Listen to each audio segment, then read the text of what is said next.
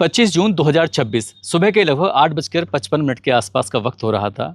एक घर के अंदर एक व्यक्ति की शोक सभा आयोजित की जाती है। हालांकि पूर्व में उसका अंतिम संस्कार भी हो चुका है और 13वीं ठीक एक दिन पहले ही हुई थी। फिर भी मेहमान भी आ रहे थे और आसपास के लोग भी आ रहे थे शोक संवेदना व्यक्त करने के लिए।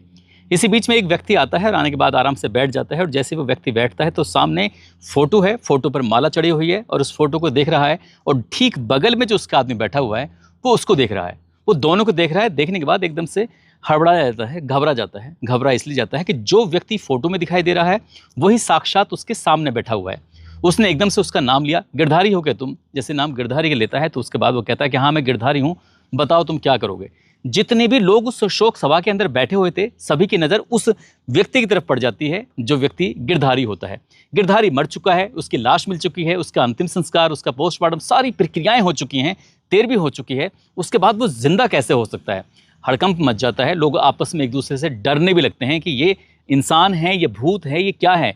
इस बीच में कुछ लोग घर से चुपचाप यहाँ से निकल जाते हैं। निकलते ही सबसे पहले वो 112 नंबर पर पुलिस को सूचना देते हैं और सूचना दी जाती है कि साहब जो व्यक्ति मर चुका है, जिसकी लाश मिल चुकी है, वो जिंदा है, वो घर के अंदर आया हुआ है। अब देखते ही देखते ये खबर पूरी कॉलोनी के अंदर, पूरी सोसाइटी के अंदर फैल जाती है। जैसे जैसे लोगों को ये बात पता चल रही थी वैसे वैसे लोगों का उस घर पर जमघट लगना शुरू हो जाता है। घर का दरवाज़ा बंद कर लिया जाता है। अब पुलिस तक बात पहुंच जाती है, पुलिस मौके पर आती है। पुलिस ने मौके पर आने के बाद ये जानने की कोशिश की कि आखिरकार ये बात में कितना सच है, कितना झूठ है, क्योंकि इस मामले में एक आदमी की हत्या के मामले 7 लोगों पर एफआईआर भी दर्ज हो चुकी थी और पुलिस इस मामले की जांच पड़ताल भी कर रही थी। एक आदमी जो मर चुका है, मरने के ठीक 39 दिन बाद वो जिंदा कैसे लौटकर वापस आ सकता है? आज की इस कहानी के माध्यम से यही जानने और समझने की कोशिश करते हैं। आदाब, नमस्कार, सत श्री अकाल। मैं उस्मान सैफी। आज की जो सच्ची घटना मैं आपको सुनाने जा रहा हूँ, ये सच्ची घटना है उत्तर प्रदेश के ज़िला गाज़ियाबाद का। थाना कौशाम्बी लगता है और कौशाम्बी थाना क्षेत्र में एक जगह लगती है वैशाली। वैशाली का सेक्टर 5 है और सेक्टर 5 के अंतर्गत आने वाली कल्पना अपार्टमेंट है और कल्पना अपार्टमेंट में रहने वाली एक महिला होती है जिसका नाम नैना होता है। नैना का जो पति है उसके दोनों हाथ पूरी तरह से ख़राब हैं। घर का खर्च चलाने के लिए नैना ने ही पूरी जिम्मेदारी उठा ली।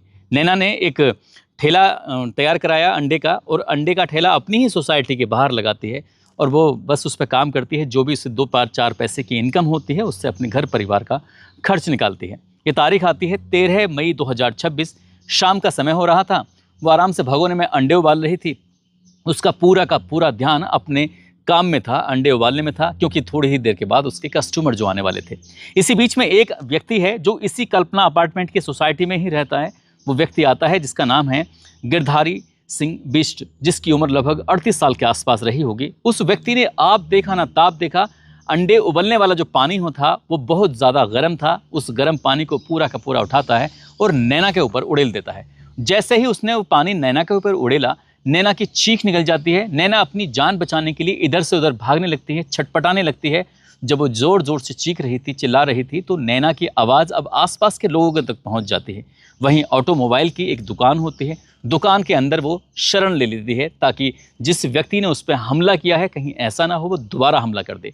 जैसे नैना अपनी जान बचाने के लिए उस दुकान के अंदर जाती है। दुकान के अंदर 3 व्यक्ति हैं। एक का नाम शैलेश वर्मा है जिसकी उम्र 38 साल के आसपास है। दूसरा धर्मेंद्र वर्मा है जिसकी उम्र 42 साल के आसपास है।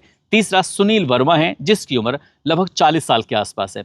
इन तीनों ने हिम्मत जुटाई और हिम्मत जुटाने के बाद गिरधारी सिंह बिष्ट को रोक लिया और रोकने के बाद कहा कि अब इस महिला पर हमला करने की तुम्हें कोई ज़रूरत नहीं है। अगर तुमने हमला किया तो फिर हम तुम्हें देख लेंगे। वो थोड़ा डांटते हैं, फटकारते हैं। अब यहाँ से गिरधारी सिंह तो चुपचाप निकलकर चला जाता है। वो महिला जो जल गई थी वो अपने डॉक्टर के पास इलाज कराने के लिए चली जाती है। ये बात ऐसे ही चली जाती है क्योंकि सोसाइटी का मामला था। उस व्यक्ति को पता नहीं किस बात पर गुस्सा था, किसी ने कुछ भी नहीं कहा। और अगली तारीख आ जाती है। तारीख आती है 14 मई 2026। सुबह सुबह का वक्त था। ये शैलेश वर्मा जिसने पहले दिन उस महिला की जान बचाई थी, वो अपनी ऑटोमोबाइल की शॉप खोलने के लिए जैसे ही दुकान के अंदर झुका हुआ था और उसने शटर खोलने के लिए अपनी कोशिश कर रहा था। और इसी बीच में गिरधारी सिंह फिर से प्रकट हो जाता है और गिरधारी सिंह जैसे आता है उसके हाथ में हथौड़ी होती है। हथौड़ी वो पूरी ताकत से शैलेश वर्मा के सर में मार देता है और जैसे शैलेश वर्मा के सर में हथौड़ी लगती है तो उसके सर में खून निकलना शुरू हो जाता है। इसके बाद वहाँ आसपास के लोग होते हैं, वो बचाने की कोशिश कर रहे थे। गिरधारी सिंह मौका पाता है और यहाँ से भाग जाता है। इसके बाद सभी लोग इकट्ठा होते हैं। दुकानदार इकट्ठा होने के बाद जो थाना कौशाम्बी होता है वहाँ पहुँचते हैं। और वहाँ जाने के बाद पहले 13 तारीख को जो हुआ था वो पूरी कहानी बयां करते हैं, 14 तारीख को जो हुआ है वो कहानी बयां करते हैं और कहते हैं कि साहब गिरधारी सिंह बिष्ट के खिलाफ आप FIR दर्ज कर लीजिए, इसके खिलाफ कार्रवाई करिए, क्योंकि इस तरह से इसने पूरे इलाके में माहौल ख़राब किया हुआ है। पुलिस वालों ने इस मामले को उतनी गंभीरता से नहीं लिया जितनी गंभीरता से लेने चाहिए था। हालांकि जो शैलेश बिष्ट होता है, उस शैलेश वर्मा जो होता है, उस शैलेश वर्मा को जब डॉक्टर के यहाँ पर लेके जाते हैं तब उसके सर में 7 टाँके आते हैं। उसका इलाज वगैरह होता है, उपचार होता है। लेकिन पुलिस ने पहले दिन इस मामले को बहुत सामान्य समझा, दूसरे दिन भी सामान्य समझा। लेकिन 17 मई 2026 को एक बार फिर से बहुत सारे लोग इकट्ठा होकर जाते हैं और इकट्ठा होने के बाद कहते हैं कि गिरधारी सिंह बिष्ट पर आप कार्रवाई करिए, नहीं तो फिर हम धरना प्रदर्शन करने के लिए मजबूर हो जाएंगे। आखिरकार पुलिस दबाव में आती है, प्रेशर में आती है और 17 मई 2026 को FIR दर्ज कर लेती है बहुत सामान्य धाराओं में। एक महिला के ऊपर गर्म पानी फेंका गया था, उसे गंभीरता से नहीं लिया क्योंकि वो ही घर में कमाने वाली थी। और फिर उसके ठीक अगले दिन शैलेश वर्मा के सर में हथौड़ी मार दी जाती है। फिर भी सामान्य धाराएं, जैसे क्या शांति भंग की धाराएं थी, इन शांति भंग की धाराओं में गिरधारी सिंह बिष्ट पर FIR दर्ज करने के बाद उसको गिरफ्तार किया जाता है। गिरफ्तार करने के बाद उसको डासना की जेल में भेज दिया जाता है। अभी 3 दिन ही हुए थे कि 21 मई 2026 को शालीमार गार्डन की जो कोर्ट होती है, ये गिरधारी बिष्ट की रिहाई के आदेश कर देती है। और जैसे ही परवाना जेल में पहुंचता है, जेल में पहुंचने के बाद फिर वो वहां से बाहर आ जाता है। हालांकि जो गिरधारी सिंह के परिवार वाले होते हैं, उसकी माँ, उसकी बहन, उसके परिवार, उसके रिश्तेदार, वो जेल में बाहर खड़े होकर इंतजार कर रहे थे गिरधारी सिंह बिष्ट बाहर निकलेगा और उसको फिर घर यहाँ से लेके चले जाएंगे। लेकिन वो मिलता ही नहीं है। ये परेशान हो जाते हैं, पुलिस वालों से बातचीत करते हैं और लोगों से बातचीत करते हैं, लेकिन गिरधारी सिंह बिष्ट का कहीं अता पता नहीं चलता है। घर वाले वापस अपने घर जाने के बाद इंतजार करते हैं कि हो सकता है घूम फिर के आ जाएगा। 21 की पूरी रात बीत जाती है, वो नहीं आता। 22 तारीख की पूरी रात बीत जाती है, वो नहीं आता। अब घर वालों की जो टेंशन थी वो बढ़नी शुरू हो जाती है। घर वालों ने उसे, चाहे रेलवे स्टेशन हो, बस स्टॉप हो या फिर मेट्रो स्टेशन हो या रिश्तेदार हो, परिवार हो, ऐसा कोई जगह नहीं थी जहाँ पर उसको ढूंढने की, तलाश करने की कोशिश नहीं की। जहाँ जहाँ वो जा सकता था वहाँ भी जाते हैं। वो फिर से जेल जाते हैं, फिर से थाने जाते हैं, उन लोगों के पास भी जाते हैं जिन लोगों से उसका अभी 2-4 दिन पहले विवाद हुआ था। लेकिन गिरधारी सिंह बिष्ट का कहीं अता पता चलता नहीं है। और परिवार वालों ने फिर सोशल मीडिया का भी सहारा लेना शुरू कर दिया और जो भी कोशिश हो सकती थी अपनी तरफ से उस 38 साल के गिरधारी सिंह बिष्ट को ढूंढने की तमाम कोशिशें की जा रही थी और वक्त धीरे धीरे आगे बढ़ रहा था। ये तारीख आ जाती है 21 मई से चलकर 12 जून 2026। 12 जून 2026 को गाजियाबाद का एक थाना लगता है मसूरी थाना क्षेत्र की नाहल झील में एक लाश मिल जाती है। और जब लाश मिलती है तो ये, क्योंकि घर वाले ढूंढ ही रहे थे, अखबारों में, सोशल मीडिया के माध्यम से इन्हें पता चल जाता है कि लाश मिली है। परिवार के लोग मौके पर जाते हैं, मोर्चरी पहुंचते हैं। मोर्चरी जाने के बाद परिवार वालों का रो रो कर बुरा हाल हो जाता है। रोते रोते कहते हैं कि ये तो गिरधारी सिंह बिष्ट की लाश है। अब बात पुलिस तक पहुंच जाती है।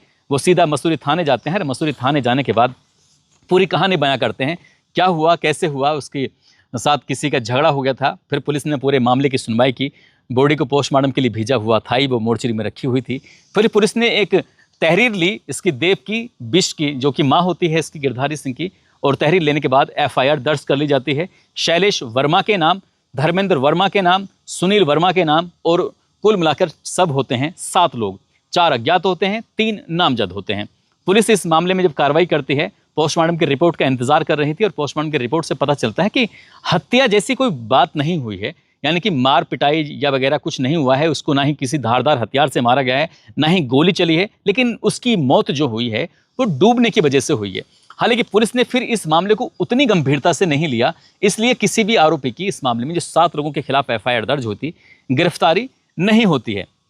अब वक्त का पहिया फिर आगे बढ़ने लगता है। परिवार के लोग लगातार पुलिस पर दबाव बना रहे थे कि साहब तुम किस तरह की कार्रवाई कर रहे हो, इस मामले में आप गिरफ्तारी क्यों नहीं करते हो। पुलिस वाले कह रहे हैं कि मामले की हम जांच पड़ताल कर रहे हैं, जांच पड़ताल के बाद जो भी सही आएगा उसके बाद हम कार्रवाई करेंगे, आपको चिंता करने की कोई ज़रूरत नहीं है।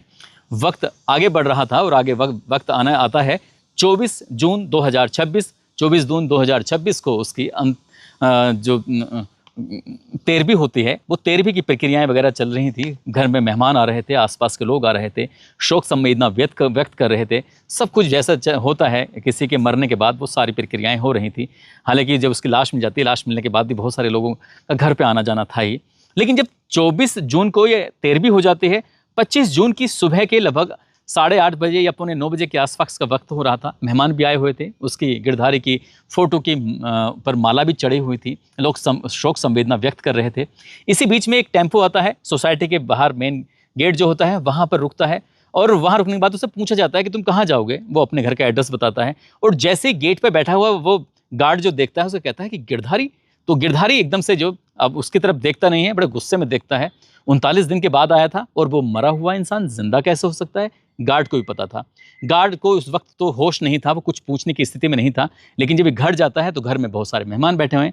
वो जाकर मेहमानों के बीच में यूं ही बैठ जाता है क्योंकि उसे भी शायद इस बात का अंदाजा नहीं था। लेकिन जब उसने अपने ही फोटो पर माला देखी और वो उस फोटो को देख रहा है, लेकिन उसके बराबर में जो एक बैठा हुआ व्यक्ति जो पड़ोसी है वो देख रहा है, गिरधारी को भी देख रहा है, उसके फोटो पर चढ़ी हुई माला को देख रहा है।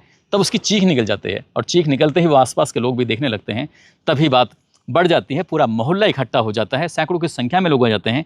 फिर 112 नंबर पर पुलिस को सूचना दी जाती है, पुलिस भी मौके पर आ जाती है। दरवाज़ा बंद था, दरवाज़ा खुलवाया जाता है क्योंकि जब भीड़ लगातार बढ़ रही थी। परिवार वाले पूछ रहे थे कि तुम इतने दिन तक कहाँ रहे, वो लाश किसकी थी, क्या बात थी, क्या नहीं, बहुत सारे सवाल थे। अब इन सवालों के जवाब तो पुलिस ही जानना चाहती थी, पब्लिक तो खैर जानना चाहती ही थी, लेकिन पुलिस का अपना एक तरीका होता है। पुलिस ने अब इस परिवार से जब बातचीत करना शुरू किया कि 39 दिन पहले तुम अचानक से गायब हो गए थे, क्या बात है, पूरी कहानी बताओ। वो कहता है कि साहब जैसे जेल में गया, जेल के परवाने की बात उसको पता चल जाती है कि अब तू छूटने वाला है। उसने अपने घर वालों को भी देखा, लेकिन घर वालों को वो बिना मतलब उनसे मिलना नहीं चाहता था, उनसे बातचीत नहीं करना चाहता था। उसका दिमाग सही नहीं था पूरी तरह से, वो किसी से भी बात नहीं करना चाहता था।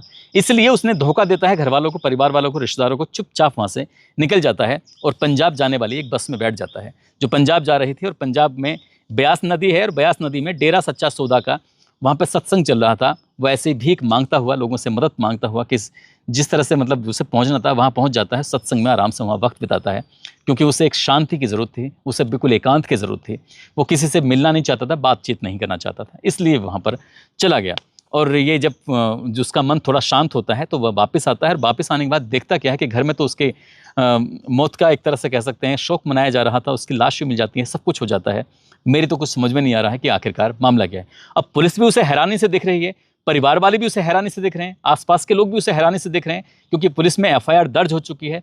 अब ये बात सोशल मीडिया के माध्यम से, अखबार, टेलीविज़न, न्यूज़ चैनल, सब जगह ये खबर चलने लगती है। लोग खुद हैरानी में थे, आश्चर्य में थे कि कोई मरा हुआ इंसान जिंदा कैसे हो सकता है। सवाल यही था कि आखिरकार जो व्यक्ति मर चुका है, मरा हुआ व्यक्ति वापस कैसे आ सकता है? अगर ये जिंदा है तो वो लाश किसकी थी? आखिरकार डीएनए पुलिस ने क्यों नहीं कराया? परिवार ने किस आधार पर उसकी पहचान कर ली? बहुत सारे सवाल थे। आखिर शैलेश ने जो उसका सिर फूटा था उस पर फिर झूठा एफआईआर जो लिखवाई, उसको किस तरह से इंसाफ मिलेगा? नैना के साथ जो हुआ, उसको पानी से जो जलाया गया था, उसका क्या होगा? लोग फिर पुलिस से सवाल कर रहे थे। पुलिस वाले कह रहे थे कि हम इस मामले की जांच पड़ताल कर रहे हैं, यदि गिरधारी का इसमें कोई फॉल्ट होगा, यदि इसके परिवार का कोई फॉल्ट होगा तो उसे किसी भी कीमत पर बख्शा नहीं जाएगा। साथ ही जिसकी लाश मिली थी उस लाश की भी शिनाख्त करने की अब हम कोशिश करेंगे, लोगों से बातचीत करेंगे और उसका जो डीएनए सैंपल है उसको जो लिया गया था अब उसको जांच के लिए भेजेंगे। ये पता करने की हम कोशिश करेंगे कि आखिरकार मामला क्या है। हालांकि उस व्यक्ति की हत्या नहीं हुई थी, ये पुलिस दावा करती है, क्योंकि जो लाश नहर में मिली थी, झाल में मिली थी, उस पर कोई चोट के निशान या किसी तरह के वैसे निशान नहीं थे। ऐसा लग रहा था जैसे उसकी डूबने से मौत हुई है।